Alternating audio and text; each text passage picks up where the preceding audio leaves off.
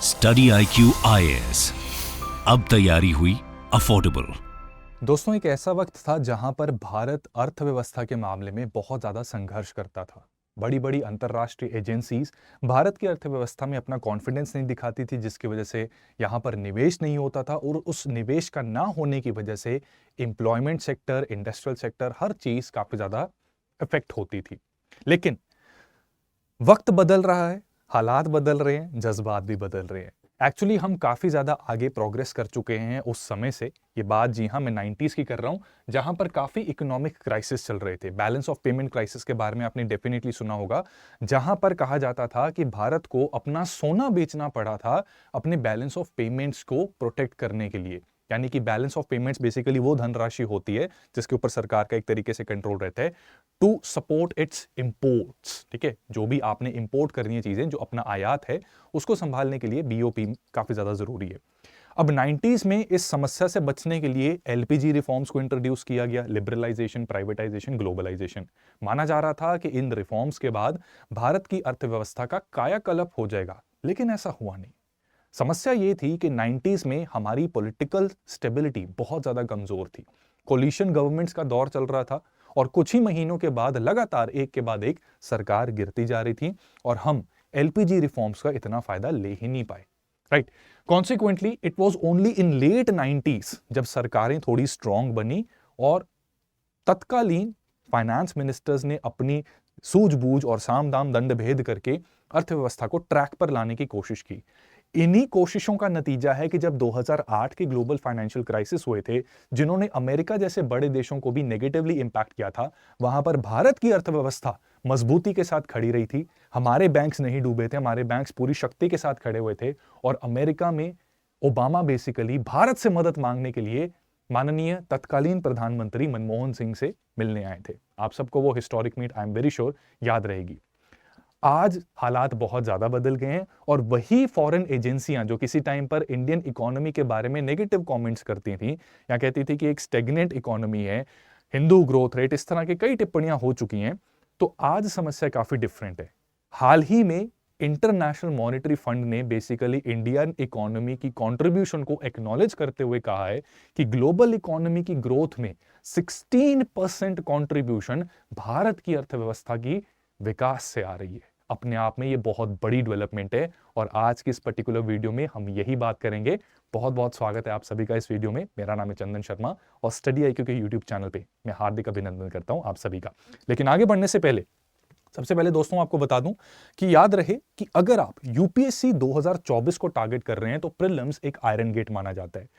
इस स्टेज को भेदने के लिए बहुत जरूरी है कि पिछले 8-10 महीनों में आपने जो भी तैयारी की है उसको आप प्रॉपरली रिवाइज करें। अब अच्छी तैयारी के लिए ना केवल चीजों को रिवाइज करना होता है बल्कि एमसीक्यूज को भी सॉल्व करना चाहिए, जिससे कि आपकी कॉमन सेंस बिल्ड होती है, आपका माइंडसेट डेवलप होता है to solve a particular MCQ. क्योंकि सारे क्वेश्चंस ऐसे नहीं होते कि अगर फैक्ट पढ़ा है तभी आप सॉल्व कर पाओगे। कभी कभार 3-4 चीजें अगर आपने पढ़ी हैं तो उससे आप चौथी चीज का अंदाजा लगा सकते हैं, which helps you to score better in prelims exam. अब इसी अप्रोच को ध्यान में रखते हुए स्टडी IQ ने सक्सेस इन प्रीलिम्स प्रोग्राम को लॉन्च किया है, जिसके लेटेस्ट बैच बेसिकली स्टार्ट हो गए हैं। और जैसा कि आप इस शेड्यूल में देख सकते हैं कि हाल ही में हमने मॉडर्न इंडिया की क्लासेस को शुरू कर दिया है। पूरा का पूरा सिलेबस 9 मार्च 2024 में कंप्लीट हो जाएगा, जिसकी मदद से आपके पास लगभग 2.5 महीने से ज्यादा का समय होगा अपनी सेल्फ स्टडी और इफेक्टिव रिवीजन के लिए। डिस्क्रिप्शन और कमेंट्स में आपको इस कोर्स का लिंक मिल जाएगा और सर्वश्रेष्ठ डिस्काउंट लेने के लिए आप CSLIBE इस डिस्काउंट कोड का उपयोग कर सकते हैं। अब बात करते हैं कि बेसिकली ये जो डेवलपमेंट है वो है क्या। ठीक है, तो IMF ने ये जो डेवलपमेंट की है या IMF ने जो ऐलान किया है ये है क्या।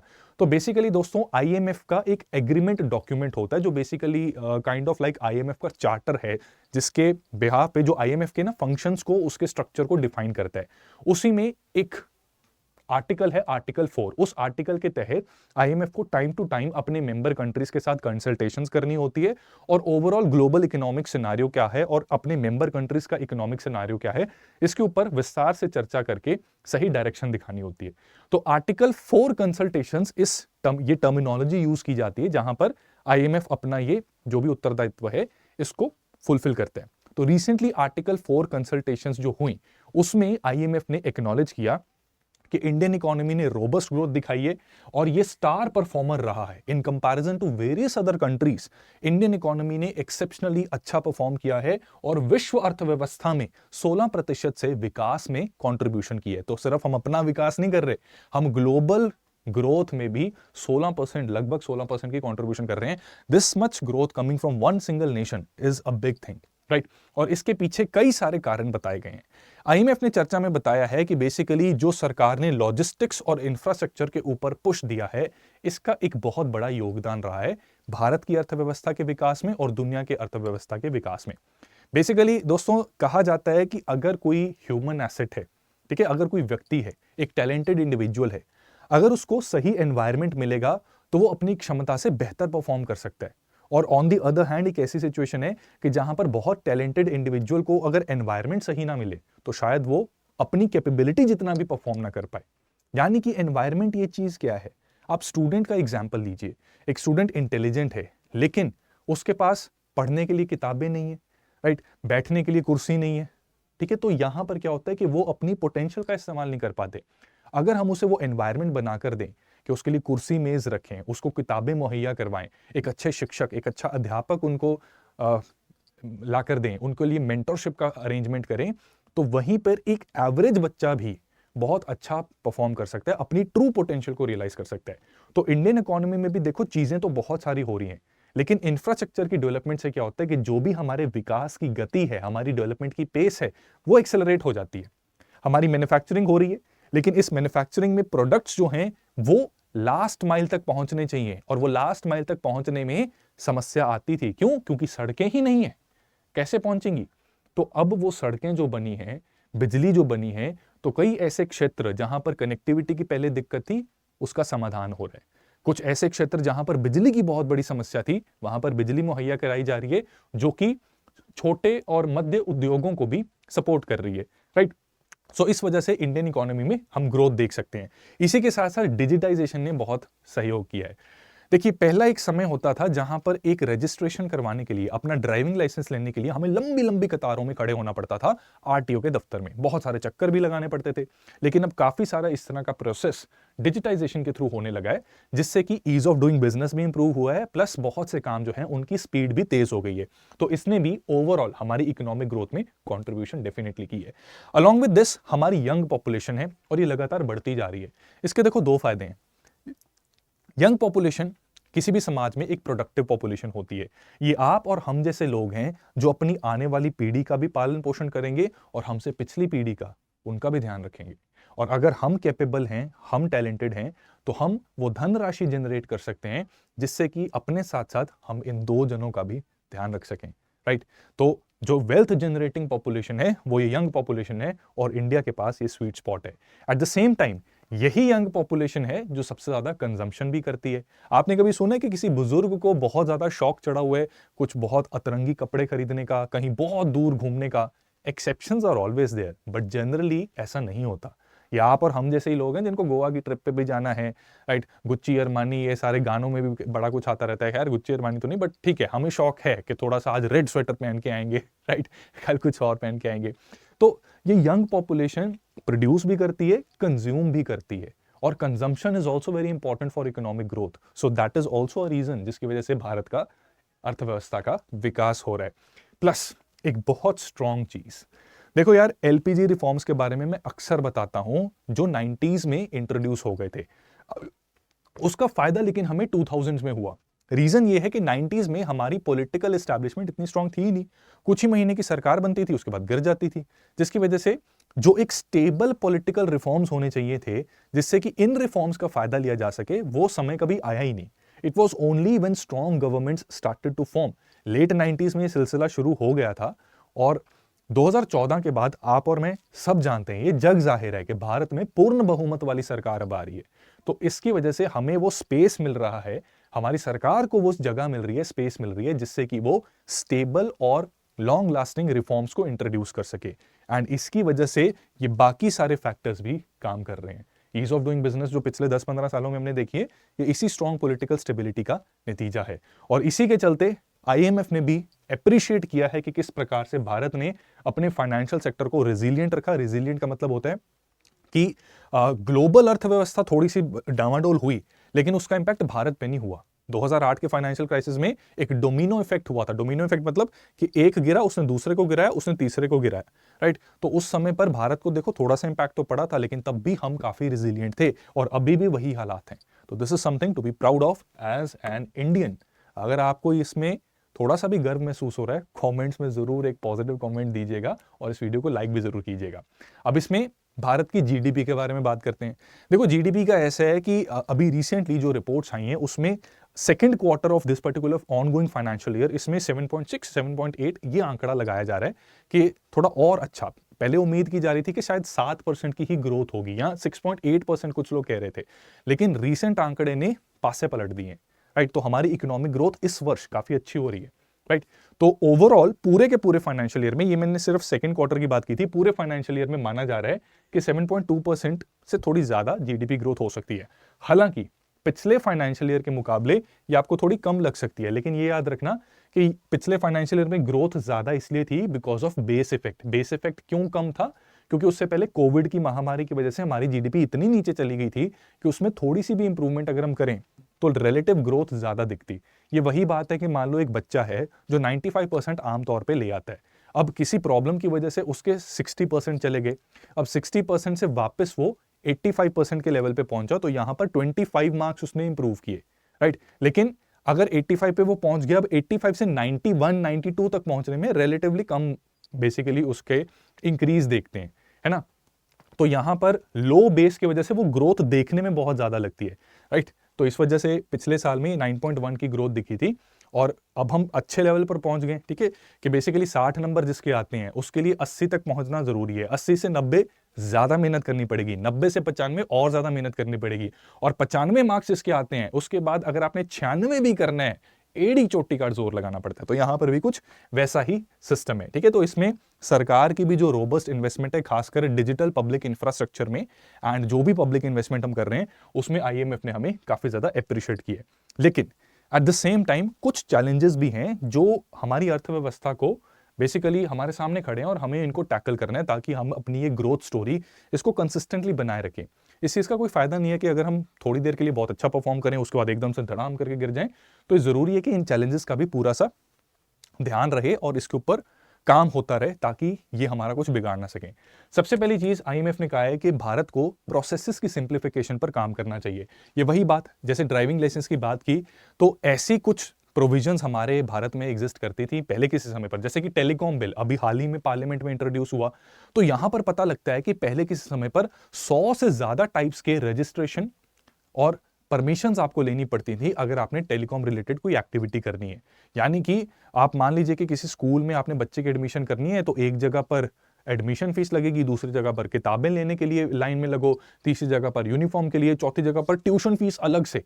तो एक ही चीज अगर सिंगल विंडो हो तो प्रोसेस बड़ा आराम से हो जाएगा, और उसमें भी ऑनलाइन का इस्तेमाल करो ना। आप टाइम और डेट दो, पेरेंट्स आएंगे, जो भी सामान लेना है लेके जाएंगे, पे करेंगे, काम खत्म, राइट। तो this is called simplification of process. और टेलीकॉम बिल 2023 इसकी डिस्कशन बाय द वे मैंने इंडियन एक्सप्रेस की सीरीज में की है, जो आप स्टडी आई क्योंकि यूट्यूब चैनल पर देख सकते हैं, विस्तार से किया है उसको पूरा डिस्कस। तो टेलीकॉम बिल में बेसिकली इस तरह की चीजें हैं, और भी बहुत से हमने पॉलिसी रिफॉर्म्स किए हैं जिसकी वजह से ease of doing business in India ये इंप्रूव हो रहा है, और उसी के साथ साथ गवर्नेंस भी इंप्रूव हो रही है, और ओवरऑल अर्थव्यवस्था पर भी इसका पॉजिटिव इंपैक्ट पड़ रहा है। लेकिन अभी भी बहुत कुछ करना बाकी है, ये आईएमएफ की हमें एक सलाह है। इसी के साथ साथ लेबर रिफॉर्म्स की हमें जरूरत है। बेसिकली क्या है यार कि हमारी ना डेमोग्राफिक डिविडेंड तो काफी अच्छी है, लेकिन अभी भी हमारा एजुकेशन सिस्टम थोड़ा सा हैंगओवर में चल रहा है। बदलते हुए समय के साथ जो व्यक्ति खुद को अपडेट नहीं करता, वो आने वाले जीवन की समस्याओं के साथ इतना ज्यादा परिचित नहीं होगा, और आपको खुद को इक्विप करना पड़ेगा if you want to tackle those challenges. So हमारे एजुकेशन सिस्टम में बहुत ड्रास्टिक रिफॉर्म्स की जरूरत है। New education policy of 2020 is a step in right direction, but still it needs to be executed on the ground, right. वो चीज हमें करनी जरूरी है। तो भारत की पॉपुलेशन बहुत वास्ट है, इसका क्या फायदा था ये तो मैं आपको बता चुका हूं, लेकिन एट द सेम टाइम ये भी बताना जरूरी है कि हमारी लेबर पोटेंशियल अंडर यूटिलाइज्ड है। बहुत से लोग हैं जो नौकरी ढूंढ रहे हैं, और बहुत सी कंपनीज हैं जो लोगों को ढूंढ रही है, लेकिन मिसमैच क्यों है? क्योंकि जो नौकरियां एग्जिस्ट कर रही हैं उसके लिए स्किल्स लोगों में नहीं है। तो हमें जरूरत है कि हम एजुकेशन पर काम करें, स्किल डेवलपमेंट पे काम करें और फीमेल लेबर फोर्स पार्टिसिपेशन को इनहांस करने के लिए जो सोशल बैरियर्स हैं उनको रिमूव करें। उससे हम और अच्छा परफॉर्म कर सकते हैं अर्थव्यवस्था के मामले में। एंड इसी के साथ साथ एक और संकट जो भारत के सिर पर मंडराता रहता है वो है नॉन परफॉर्मिंग एसेट्स का।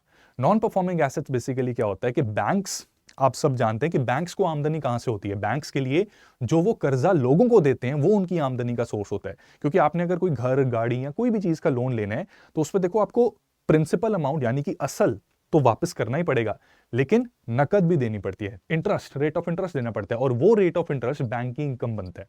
अब बहुत बार ऐसा होता है कि बैंक देखो लोन देता है, लेकिन वो लोन क्या होते हैं, बैड लोन्स बन जाते हैं। यानी कि लेट्स से कि किसी फैक्ट्री को एस्टैब्लिश करने के लिए बैंक ने लोन दिया, लेकिन वो फैक्ट्री परफॉर्म नहीं कर पाई, तो उससे क्या बैंक का पैसा डूब गया, राइट। तो बैंक को तो एक्सपेक्टेड था कि ये फैक्ट्री बनेगी, धंधा चलेगा, वो इंस्टॉलमेंट्स, ईएमआई मुझे आती रहेंगी, लेकिन वो आ नहीं रही। और अगर ऐसे बहुत ज्यादा हो जाए तो फिर क्या होगा, बैंक विल फेल। वो चीज नहीं होनी चाहिए। तो इसके लिए आईएमएफ ने सलाह दी है कि भारत अपने फिस्कल बफर्स, राइट, इसको बरकरार रखे। फिस्कल बफर्स का मतलब है कि कोई भी इकोनॉमिक एक्सीजेंसी आती है, इमरजेंसी आती है, तो सरकार के पास इतना पैसा हो कि वो इकोनॉमी में पंप कर सकें। जैसे कि कोविड के समय पर आत्मनिर्भर भारत पैकेज हमने सुने थे, that was a fiscal buffer. सरकार ने उतना पैसा मेंटेन करके रखा हुआ था, राइट, कि कोई भी आपदा आती है तो हम उसको यूज कर सके। तो कोविड के टाइम पर it helped a lot, right. But at the same time उसकी वजह से एक नुकसान भी हो गया, और वो था इन्फ्लेशन का। हुआ ये कि इनिशियली देखो सब कुछ जब बंद हो गया तो मार्केट में पैसा नहीं फ्लो कर रहा। अब ये पैसा नहीं फ्लो कर रहा तो सरकार ने कहा कि हमें पैसा पंप करना पड़ेगा ताकि ये फ्लो होता रहे और बिल्कुल ही बेरोजगारी ना हो जाए, राइट। तो सरकार ने पैसा फ्लो किया, कुछ इकोनॉमिक एक्टिविटीज को भी सपोर्ट किया, जिससे थोड़ी सी पेस पकड़नी शुरू हुई। उसके बाद लॉकडाउन हट गया, तो हुआ ये कि सरकार का जो पैसा पंप हो रखा है वो भी इकोनॉमी में फ्लो कर रहा है, और एक्टिविटीज के रिज्यूम होने से भी पैसा फ्लो होना स्टार्ट हो गया। इससे क्या हुआ, एक एक्सेस लिक्विडिटी बन गई, यानी कि एक मार्केट इकोनॉमी के अंदर ज्यादा पैसा सर्कुलेट हो रहा है। जब ऐसी सिचुएशन आती है तो क्या होता है, इन जनरल अगर macro economic point of view से हम देखें तो लोगों के हाथ में पैसा बढ़ जाता है रिलेटिवली, और उससे क्या होता है कि चीजों के दाम बढ़ जाते हैं। क्योंकि आज अगर मेरे पास 1000 रुपए हैं, ठीक है, तो मैं ऑब्वियसली खर्चा भी ज्यादा करूंगा। तो उस वजह से जो उत्पादक हैं, बेसिकली जो प्रोड्यूसर्स हैं, उनको पता लग जाएगा कि हाँ डिमांड ज्यादा है, तो वो अपने प्राइसेस बढ़ा देंगे, राइट। तो ये प्रॉब्लम है, इसकी वजह से इन्फ्लेशन एक समस्या बन जाती है। तो सेकेंड चीज जो इंडिया को करनी चाहिए, इन्फ्लेशन को भी टारगेट करना चाहिए। अलॉन्ग विद दिस, प्राइस और फाइनेंशियल स्टेबिलिटी, इसको इंश्योर करना है। और हमें यह भी इंश्योर करना है कि जो हमारी ग्रोथ है, ये इंडिया के साथ प्रॉब्लम है, हमारी जो ग्रोथ है ये इंक्लूसिव होनी चाहिए। अब इंडिया वर्ल्ड में काफी अच्छा परफॉर्म कर रहा है in terms of GDP, but India में इनइक्वालिटी भी है। आप अगर देखेंगे भारत का सबसे अमीर व्यक्ति और समाज का सबसे न्यूनतम, ठीक है, बिल्कुल गरीब व्यक्ति, इनमें बहुत बड़ा गैप है, राइट। तो ये गैप को हमने रिड्यूस करना है, भारत को ये इंश्योर करना है, हमारी सरकारों को ये इंश्योर करना है कि गरीब से गरीब व्यक्ति की भी बेसिक नीड्स पूरी होनी चाहिए। उसके बाद अपनी क्षमता के हिसाब से बेसिकली उसके पास अपॉर्चुनिटी आती रहे। ऐसा नहीं होना चाहिए कि बच्चा या कोई भी व्यक्ति, उसमें टैलेंट तो है लेकिन अपनी आर्थिक स्थिति की वजह से वो उस टैलेंट को यूज नहीं कर पा रहा, कि रोटी का, कपड़े का, मकान का ही जुगाड़ नहीं हो पा रहा, तो टैलेंट का तो क्या ही करेगा। तो न्यूनतम से न्यूनतम स्तर पर जो व्यक्ति है उसकी बेसिक नीड्स पूरी हों, ताकि वो अपने टैलेंट, अपनी पोटेंशियल का यूटिलाइज करके सही जगह पर काम ले और इकोनॉमिक कंट्रीब्यूशन जो भी अपनी है ओवरऑल नेशनल इंटरेस्ट में उसकी कंट्रीब्यूशन करे। सो ये था बेसिकली दोस्तों ये पूरा मुद्दा, ठीक है। तो आईएमएफ ने भारत की सराहना की है, लेकिन हमें ओवर कॉन्फिडेंट नहीं होना। अभी भी बहुत कुछ है जो हम गेन कर सकते हैं, और मुझे पूरा विश्वास है कि आप, हम और हमारी सरकार मिलकर हमारे देश को दुनिया का बेस्ट देश बनाएंगे, और हमारी अर्थव्यवस्था नंबर 1 अर्थव्यवस्था बहुत जल्द बनेगी। इसी के साथ अपनी वाणी को विश्राम देते हुए आप सभी को ढेर सारी शुभकामनाएं। अगर यूपीएससी की तैयारी कर रहे हो और 2024 का अटेम्प्ट देना है तो स्टडी आईक्यू के सक्सेस इन प्रीलिम्स प्रोग्राम को जरूर कंसिडर कीजिएगा। डिस्क्रिप्शन कमेंट्स में लिंक मिल जाएगा। एंड याद रहे, मैक्सिमम एडमिशन डिस्काउंट लेने के लिए CSLIVE ये कोड आप यूज कर सकते हैं। All the best friends, thank you so much. Study IQ IAS, अब तैयारी हुई अफोर्डेबल।